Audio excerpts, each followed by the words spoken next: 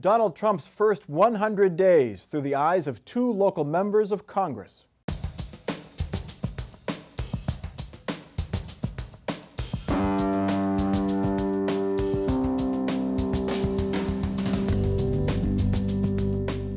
Welcome to this Columbus on the Record special. This week, we look at the first 100 days of the Trump administration with two members of Congress, Democrat Joyce Beatty and Republican Pat Tiberi. I interviewed them at a Columbus Metropolitan Club forum. Well, thank you all for coming. Obviously, as we near the end of our 3 months of the Twitter transition, the interest is still high in what's going on in Washington. And of course, we don't need Oval Office addresses when our president is making proclamations and criticizing the media or reliving the election 140 characters at a time. So in preparation, I went through both Congressman Tiberi and Congressman Beatty's Twitter feeds. And, you know, they're pretty boring, I'll be honest. Pat Tiberi wished us a happy Easter and a happy Passover. He wants tax reform. Joyce Beatty says, go Blue Jackets. She wants to keep the Affordable Care Act. Her campaign account did call President Trump the golfer-in-chief. Is that the best you got?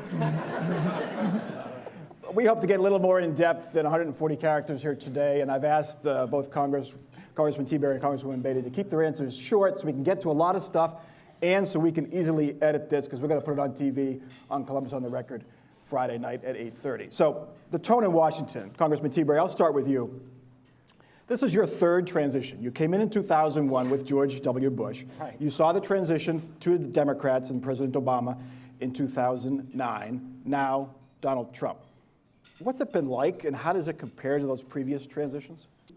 You might not remember this. I do, because I was there, and I just got sworn in 2001. There was controversy at the beginning of the Bush administration. Just as you a little. might remember. It seemed like a lot. Seems like nothing now, though. It seems like nothing now, but there was. And obviously at the beginning of the Obama administration, we Republicans thought that we were a dead party, right? Time magazine said the Democrats will be in charge forever now. Democrats had 60 seats in the Senate, which in my lifetime hasn't happened for either party, with the president and the House, and they had a clear supermajority, so we were clearly depressed. So very different, all three very different. But you know what's also very different today, and Scott kind of mentioned it, is we're having an entirely different debate in America today with respect to the news media. Because in 2001, even though that wasn't very long ago, there was much less news than there is today.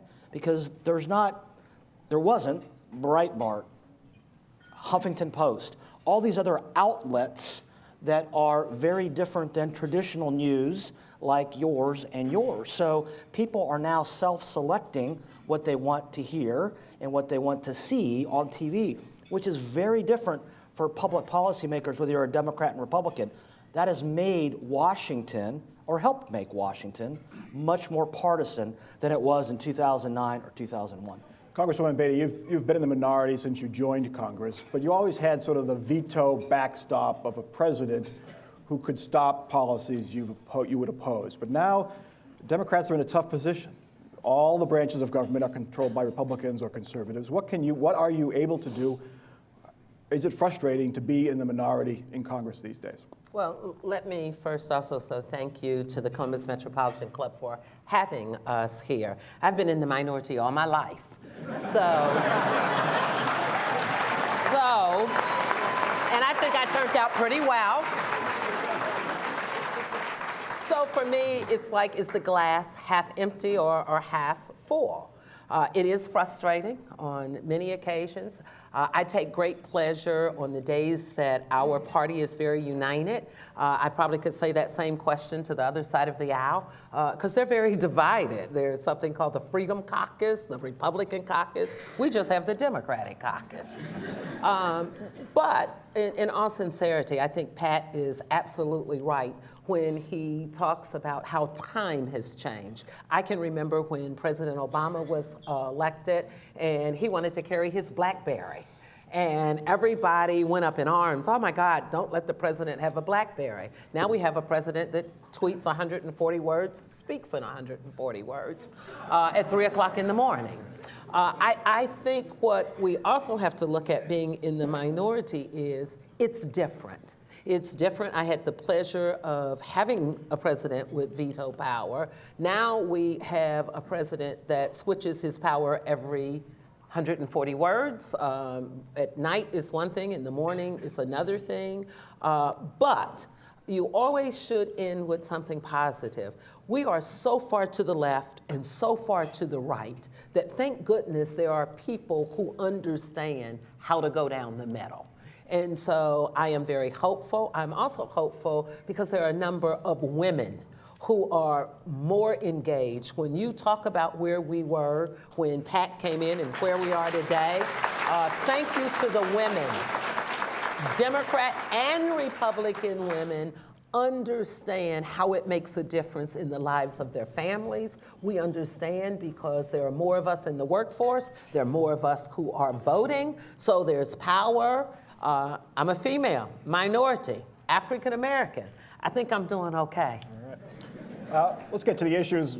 We'll start with health care. Pat Tiberi, we all know that there was a bill before Congress that didn't have enough support to pass. Republicans and you have been trying to repeal Obamacare since it was passed in 2010. You were one of the champions of the bill that did not gather enough support to pass this time, but now you are working on a new bill. Might be presented next week. Not a new bill. Well, a different bill. Additions to the bill. Additions to the bill. What additions will there be, and how different will it be from the one that was presented a few weeks back? Yeah, it's not done yet. Obviously, there's a lot of discussions going on between different factions of the Republican team, and it's always easier to be united when you're in the minority, because being in the minority unites you against whatever the majority is for.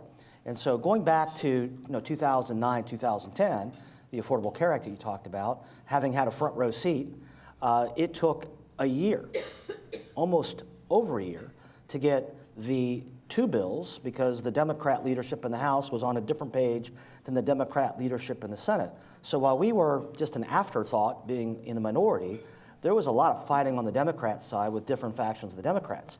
We're having that same issue now, played out in social media and in the national media as we speak. So trying to hit the sweet spot of those factions has been challenging, particularly when you're repealing something that Democrats are generally pretty supportive of. So we are trying to talk to members on the left of our conference, on the right of our conference, to see where that sweet spot might be. Will there be subsidies for health insurance in the additional parts of the bill? Obamacare Light, as some of my colleagues will call it? Well, sure, because there are people, so we're talking really about less than 10% of the market today after you look at 61% of Americans have employer-provided health care. Then you have Americans who have Medicare, Americans who have Medicaid, Americans who have VA coverage. The individual market is what's collapsing, and that's where most of the focus, quite frankly, is in the individual market. We in Franklin County are lucky because we have choices on the individual market. The Affordable Care Act subsidized many people in that market. And so if you're subsidized in that market, you don't see the premium increases that if you're not subsidized. And you don't see all the problems that the private sector person, the small business person, the person who doesn't have employer-provided health care.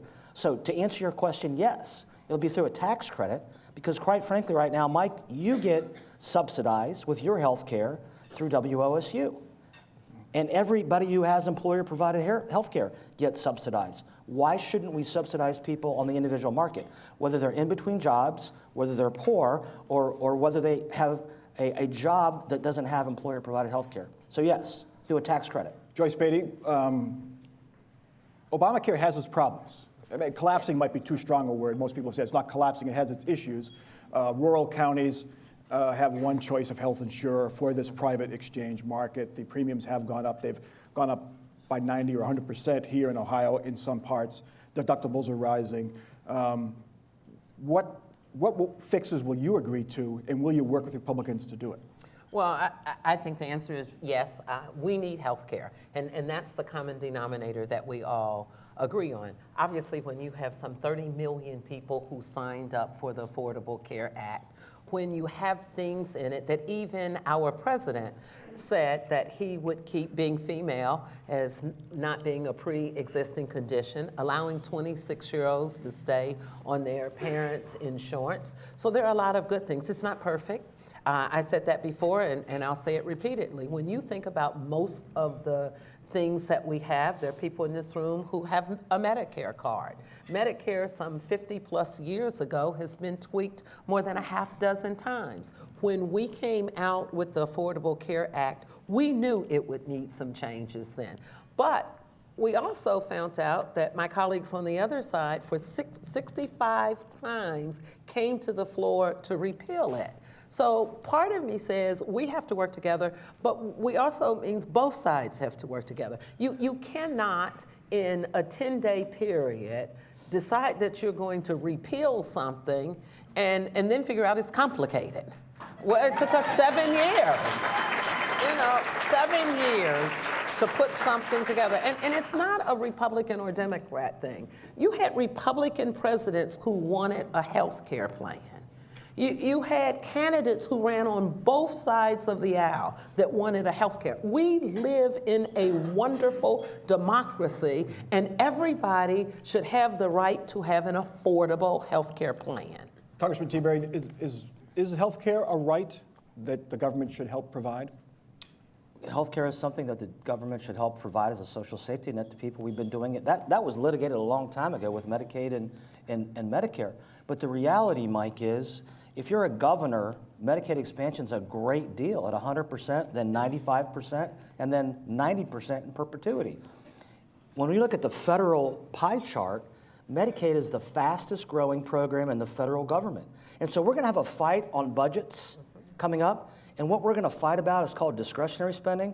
Corporation of Public Broadcasting's a big fight. It's peanuts compared to the real problem of mandatory spending, which is Medicaid. So in Ohio right now, if you're on traditional Medicaid, the federal government has, for 50 years, said we're going to reimburse states 62%. And now, for able-bodied people between 101 and 138% in perpetuity, we're going to do 90. It's unsustainable. That's part above the poverty of level. the Affordable Care Act.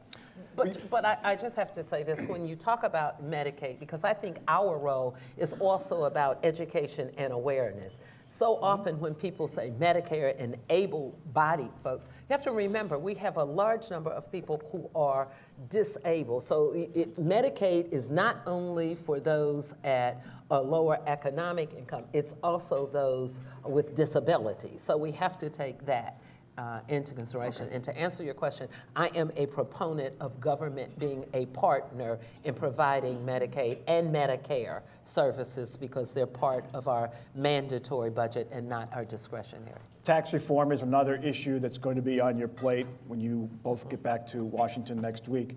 The Congress and the President are working on comprehensive tax reform. Pat Tiberi, you say you want a system that would give us a tax form that you could fit on the back of a postcard. So my question to you is, can I put my mortgage deduction line item on that postcard? Can I put my child credit on that? Can I put my health care expenses, my job expenses, all that stuff on there? No, but you'd have the choice, Mike. Think about this. One of the most important things that if we listen, that Americans complain about is not the tax rate, it's the complexity of the tax code. One of my colleagues has said, since 1986, we have grown the tax code so big that it has more pages in the Bible and none of it's good news. So, and now you have 9 out of 10 Americans, 9 out of 10 who either use or prepare or go buy technology for help in preparing their tax code. So my dad, who's retired on a fixed income, has to take it to an accountant to get his taxes prepared. So this is your choice, Mike. Our vision is you can forego the deductions. You don't have to. You can forego it. Forego all keeping track of all those receipts and everything else. Forego all that and say, this is my rate, this is what I made, this is what I paid, this is what's owed on a postcard. Will I pay more or less? It'll depend on your situation. Well, this is where the glass can be looked at half empty or Absolutely. half full. No question. I agree that tax reform is complicated. I can give you the good news that Democrats and Republicans all support having some type of tax reform. It's how we get there. I am a big proponent of keeping the mortgage interest deduction. And part of that reason is I grew up where education and owning a home was the American dream. And so when I think about how we want to simplify it, I'm kind of on the other side. I think we need to do a better job of education and awareness and making people understand the difference between the single deduction and the double deductions. Because if you say to me, oh, it doesn't matter and it's simple and don't worry about it, and you don't know any better, you might do that. But on the other hand, if I say to you, this will allow you to have taxable deductions. Most people start with a starter home, and then they get a home that's a little larger. And they know that because it helps them with the equity in at home, and they know they're going to have something to deduct, and they know it's going to give them some stability. So when we look at charitable giving, and when we look at the mortgage interest deduction, I'm a proponent of those things. I hate the word reform. Does the word reform mean gonna use it tax anyway, though. cut, or does the reform mean tax hike? Well, our goal is simplification as well as depends on who, right? So you have seven brackets today. 7. We want to collapse it into 3. That's part of complexity. We have the highest corporate rate in the industrialized world at 35%. So there's consensus, not in terms of where, but consensus on reducing the corporate rate. Even Barack Obama wanted to reduce But the very corporate few rate. companies pay that rate. Exactly. GE gets a Yeah. refund, utilities pay 3%. So when you reduce the corporate rate, which is high, Yeah. will you also shut off those loopholes? Well, that's you have to. I mean, you have to get Do you rid have the of support you, to do you that? have to. We don't know yet. That's our goal. But that's why it hasn't been done since 1986. And that's why we've tweaked it and added pages rather than reduced pages. But we're losing jobs and we're losing employers who do business all over the world because of the rate and complexity. And Pat mentioned 1986, and he's right. It's been about 30 years. But when you look at that corporate tax room, then they took it down to 28%. And most of the studies will say, if we go from the 35% to the 28% now, you don't then hurt the consumers. But when you look at some of the things we're hearing in Congress on the other side, they want to take it down to 20%. Now, I tell you what, that's going to come back to the consumers, and that's going to make a difference. Immigration. Donald Trump has taken a lot of heat for his immigration bans, now held up for the second time in the courts. Basically, his ban would preclude immigration from a certain select group of countries 7.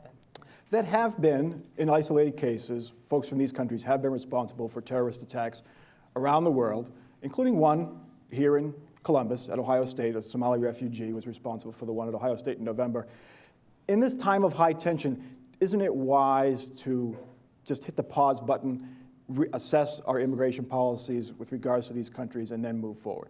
I think that's a good response, and you mentioned the Ohio State University, and certainly I consider myself still a part of that family after being there for 4 years.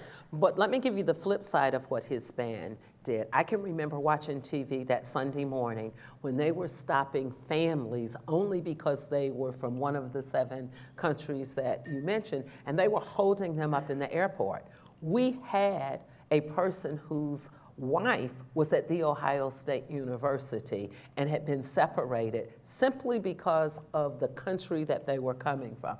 I was so enraged with that I got up and my husband, Attorney Otto Beatty, and I went out to the airport to make a difference. We called the New York congressman and asked him to intervene so we could make sure that this person who's providing great services to our community, who's a product of The Ohio State, could be reunited with their family.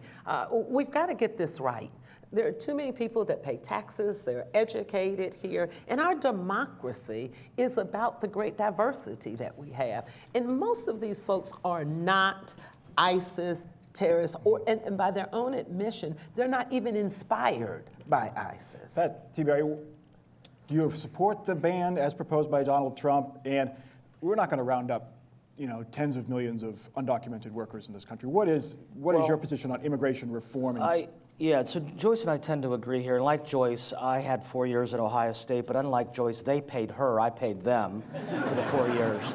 But I'm still a Buckeye, and I love Ohio State, and I agree with what she said. But as full disclosure, as the son of immigrants, I have maybe a different take than the president does on this. But I think there should be a pause button, because it's important to know who's coming in. And we live in a very challenging time internationally. But at the end, at the end of the day, and Joyce and I think are 100% in agreement on this, immigration is important to our country. It's important to our country for our future. It has been important in the past, and we got to get it right. And we got to get it bipartisan, because if it's not bipartisan, it won't stand the test of time. Foreign policy, Congressman Tiberi, in August of 2013, soon after Syria used chemical weapons, you signed a letter that urged President Obama to lay out his plans for military action against Syria. The letter reads, "There is no doubt the humanitarian crisis in Syria is getting worse. Yeah. The Syrian people," this was 2013 now, "the Syrian people are clearly suffering, and it's important that Congress be given a voice in making a decision about what possible response may be." President Trump did not consult with Congress, did not get your approval before striking that airfield after the latest chemical attack. Was he right to do so? Should he have gone to you first? No, I think he was right to do so, and I think that now is time for him to lay out the plans. This red line that the previous president, drew with respect to chemical weapons was violated, and it showed that America wasn't serious, quite frankly. So should he have sent missiles to Syria right then and there without consulting you? Well, no, yes, because in terms of crossing that red line, we all supported that. But in terms of a longer-term policy, yes, he should consult Because the way I read this is, in 2013 it was, ask us, then shoot. No. And now it's, okay, you shot, now come to us. If there is a chemical attack, you cannot come and debate in Congress. This is about long-term policy with respect to Congress and the United States of America. He's the commander-in-chief, and he's called the commander-in-chief for a reason. Congresswoman Beatty, this is chemical weapons. We saw the pictures, at least 70 people, women, children, awful. It's, it's hard to compare war atrocities, but this was pretty bad. Was he right to send those missiles over there? I think it was horrific when you saw the photos and everything. But I have a little different take. You're President of the United States, and you know that. I think you have an obligation to not just shoot from the hip. I think you have an obligation, whether you're Democrat or Republican, to have some type of plan. This is not new. He knew when he campaigned where we were with Syria, where we were with Russia. So this didn't happen overnight. So I was appalled to find out that he was going to have the airstrike and then not have a plan. So what did we get? The airports opened up the next day. Business as usual. We still have not had the dialogue. I think Pat and I both agree on the part that Congress should be engaged and that there should be some type of strategic plan. Let me ask one last question, and I respectfully require that your answer include the word yes or the word no. No. Yes. Ohio's congressional districts are very gerrymandered, but all but a couple are really non-competitive. The lines this time around were drawn by Republicans. Democrats would have done the same, and they have in other states. Highly partisan districts lead to hardened positions and where compromise gets you a primary opponent. Joyce Beatty, I'll start with you because you have the second safest congressional district in Ohio. Will you support, remember, yes or no, will you support redistricting reform that will make your district more competitive? Yes and no. That ain't good enough. Well, let me answer it this way, and I'll be brief. Your question has to fit my answer. And so my answer is yes, depending, no, if not. While some may say I have the safest district, you will also second safest district. You will also know that in Central Ohio, which is very diverse, I have 90% of Columbus. We've never had an African American I think when you have diversity in the room, it speaks volumes. I am going to be bold enough to say that we have a relationship and we come to the middle because we have diversity. So yes or no? Will you lot support of redistricting reform? non-minorities or white folks vote for me, and I represent them. Okay. So is it a yes or a no? I haven't, well, let me say this. You're not going to find any good elected official or politician that's going to say yes or no to something they haven't seen. So if you tell me they want to have a redistricting plan that's going to include a diverse commission of people looking at it, including some former elected officials, and then other people from the community, I will take a very open look at See it. if we can get a yes or no from Pat Seaborn. Your district is not quite as safe as Congressman Beatty's. Wow. Can I quote you on that? You have, That's not according to the true. political report, no, you're 7 in 10 chance of winning by Democrats. You're a 6 in 10 chance of being won by Republicans, so slightly less competitive. Will you support reform that makes your district more competitive? And take all my minority Yes. folks. Yeah. So political guru Kurt Steiner, who was involved in my 2000 campaign, will tell you I had a 12-year run in a very competitive district. Charlie Cook called it a D+1. So I'm fine. You know, whatever. I'm fine. Yes. However, let me just say this. Thank For you. those of you in the room, including maybe Mike, but he's just a reporter, not just a reporter, a reporter. To say that this is going to solve problems, let me give you an example. Arizona has a commission. We have the leader of the Progressive Caucus, one of the most liberal members in the United States Congress, and 2 Freedom Caucus members in Arizona. So it doesn't always lead to outcomes that you might think it will lead to. I'd like to thank Congressman Tiberi, Congressman Beatty. She's before the thing started, she says, I hope my answers match your questions. So for the most part, I think they did. So I appreciate your time and your candor, and hopefully we learned something here today.